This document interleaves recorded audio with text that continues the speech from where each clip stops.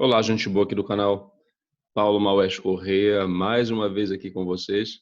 Vocês já sabem, se o interesse das senhoras, dos senhores é aprender um pouquinho mais e também valorizar um pouquinho mais a arte e a cultura, esse aqui é o seu canal. Não esqueça de se inscrever, de ativar as notificações e depois de assistir esse vídeo e os demais, deixar também um comentário, uma sugestão, enfim, sua opinião sempre bem-vinda para a gente aperfeiçoar esse trabalho aqui. Hoje eu vou tratar de um monstro. Monstro, sim, a categoria de monstro é uma categoria bem abrangente que se aplica a vários contextos. Existe o monstro social, por exemplo, aquele que rouba, que mata, que engravida a menina de 10 anos. Existe o monstro ficcional, né? Frankenstein, por exemplo, né? E no nosso lendário também não é diferente. Existem monstros. O mais famoso deles é o Mapinguari, do qual eu vou tratar nesse breve vídeo. O que é o Mapinguari? Como se descreve o Mapinguari, né?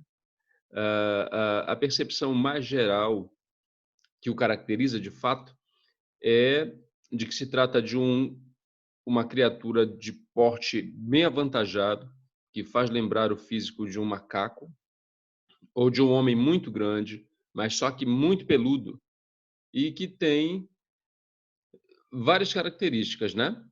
Que são muito peculiares. A principal é o fato de ter um único olho imenso no meio da testa, bem à moda assim do ciclope na mitologia grega. Também é o fato dele ser antropófago, né? Ele come gente, come a carne humana, né? E ter uma boca que se abre até a altura do estômago, gente. Essas são as duas maiores características que são, na verdade, recorrentes nos autores de referência e também nos relatos, inclusive relatos que eu coletei, né? Ele é muito frequente, por exemplo, no Acre. Tem um livro do Francisco Pérez de Lima, que é o Folclore do Acre, bem interessante, em que o Mapinguari aparece bem retratado, né? No tempo de expansão ali da borracha, né? Os coletadores de látex, os seringueiros, né? Muito registro de ataque de Mapinguari aos seringueiros, né? Há outras características que são tanto quanto contestáveis, porque variam de registro para registro, né? O Maripiranga Monteiro trata do Mapinguari apontando a possibilidade dele ter também, como o Curupira, aliás, se não conhecem o Curupira, tem um vídeo aqui a respeito, de uma Mapinguari ter os pés virados para trás. Isso, obviamente, não é um registro generalizado, né? Portanto, fica como uma singularidade que pode ser, pode não ser também. Essas características dependem de região para região, né? Isso varia muito. Quando eu me refiro ao fato de ele ser um monstro, é porque eu estou utilizando uma referência, gente. É o Câmara Cascudo que coloca o Mapinguari naquilo que ele chama de ciclo dos monstros. Eu vou deixar para as senhoras, os senhores, todas as referências desse vídeo na descrição. Aqui no canal já apareceu um outro monstro? Sim, ele não aparece na classificação do Câmara Cascudo, porque o Câmara Cascudo certamente não conheceu esse personagem. Eu estou me referindo ao Ataíde. As particularidades dele são bem significativas. Fica a indicação do vídeo, tá bom, gente? Ah, esqueci de comentar, né? Olha, aqui atrás de mim tem a imagem do Mapinguari, que é correspondente a uma escultura que tem no Bosque Rodrigues Alves, né, que é o jardim botânico aqui da cidade de Belém. Eu não coloquei a imagem da cabeça, porque a imagem da cabeça é exatamente a imagem que vocês mais conhecem. Mas observem, olha só, que a postura da estátua faz lembrar realmente um macaco, né, um símil. E essa é uma das prováveis explicações para o surgimento do Mapinguari. Isso segundo o Bruno de Menezes, né, que além de poeta foi um grande folclorista, gente.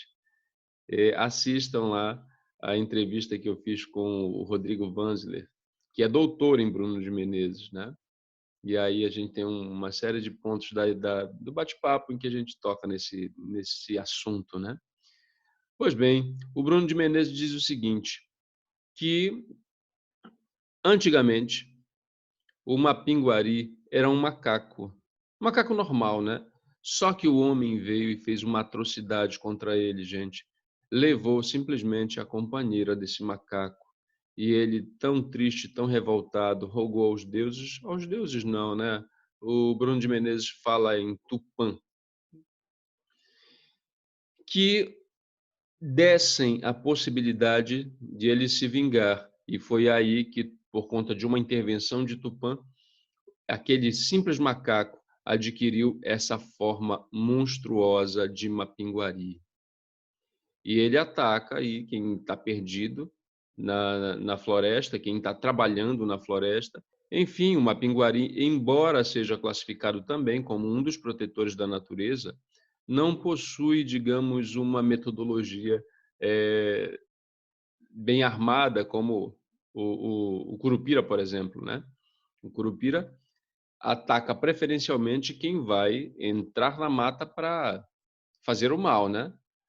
Quem vai, por exemplo, caçar para o sustento da sua família, pode inclusive receber ajuda do Curupira, né? Tem um vídeo do Curupira aí, já reiterei, né? É melhor vocês visualizarem um vídeo a respeito do Curupira em que eu dou esses detalhes bem amplos, né?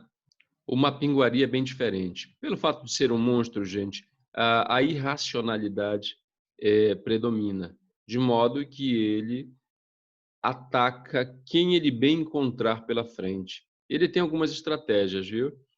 Por exemplo, é muito arriscado você ouvir um grito, né? Um grito característico dos trabalhadores das florestas, uma coisa assim, né? Não se reproduzir ao certo.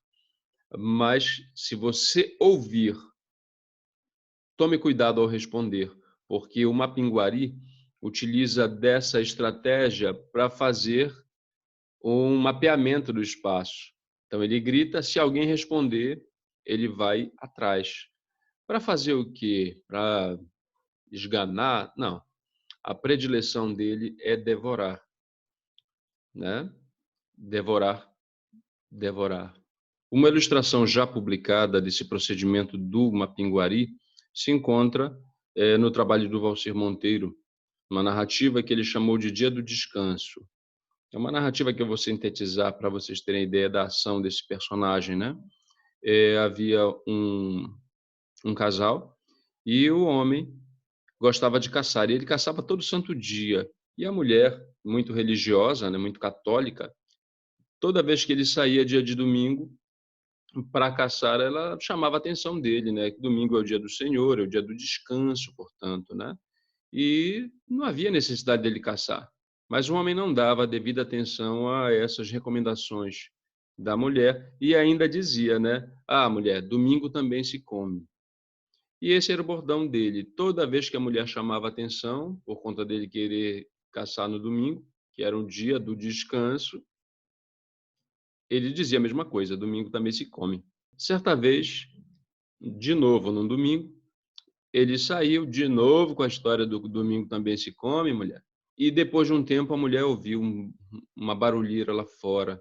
Ela apavorada, né? Abriu não, olhou pela fresta, né? Pela brecha, né? Pela greta, olhou, né? E viu uma criatura monstruosa, como se fosse um macacão peludão, né? Que trazia um corpo de um homem debaixo do braço, e ela reconheceu que era o marido dela. Esse ser tirava lascas da cabeça do homem, comia e dizia: domingo também se come. Fica aqui o aspecto moralizante, né? Primeiro, em relação à moralidade cristã, né? Católica, no caso. Você não trabalha no domingo, tá? E segundo, a moralidade mais abrangente, né? No sentido de você respeitar a natureza. Aqui o Mapinguari aparece como um protetor da natureza também, né? Embora de forma bárbara, né? Embora esse registro do Valcir não seja tão antigo, há um registro anterior que se encontra no trabalho do Câmara Cascudo na Geografia dos Mitos Brasileiros.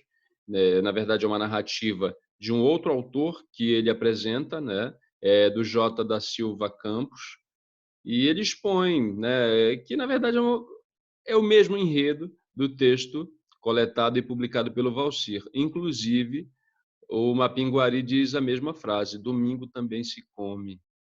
Então vejam que essas narrativas circulam oralmente e vão se adaptando aos contextos, vão se adaptando aos novos tempos. Uma questão que os senhores e as senhoras devem estar martelando aí é a seguinte: como se livrar do ataque, né, do Mapinguari? Olha, gente, eu registrei narrativas em que a pessoa escapa do Mapinguari subindo numa grande árvore e ficando bem quietinha e observando quando ele passasse e depois, olha, puxando o carro, né? Outra coisa que vocês devem estar pensando: mas não tem como matar o Mapinguari? Tem sim. Por mais que ele seja uma criatura monstruosa, como eu disse, mas todo monstro tem o seu, vamos usar uma imagem da mitologia grega, né, o seu calcanhar de Aquiles. E no caso do Mapinguari, não é diferente. Ele tem a pele, né, espessa a ponto de ser considerada a prova de bala, mas se você atirar justamente no umbigo dele, aí você mata o Mapinguari, né? O umbigo parece ser um ponto frágil preferencial, né, gente?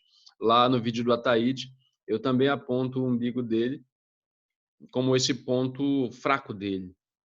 Tanto que você tem que pular na água e se mandar, chegando até um ponto de que, não vou dizer.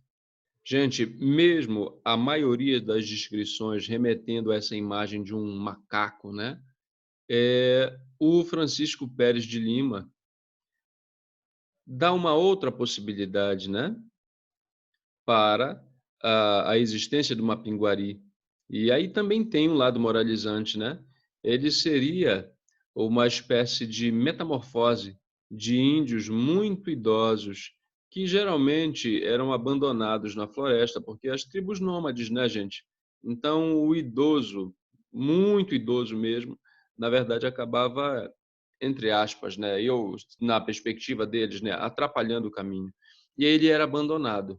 E provavelmente, gente, com a intervenção dos deuses, ou de Tupã, né, como está no registro do Bruno de Menezes em relação a transformar um macaco comum em um mapinguari, nós teríamos aqui também a mesma situação. Uma criatura injustiçada, o velho abandonado, se metamorfoseando em mapinguari para também procurar fazer justiça, né? Gente, essas são as informações básicas a respeito desse monstro do nosso lendário, o Mapinguari.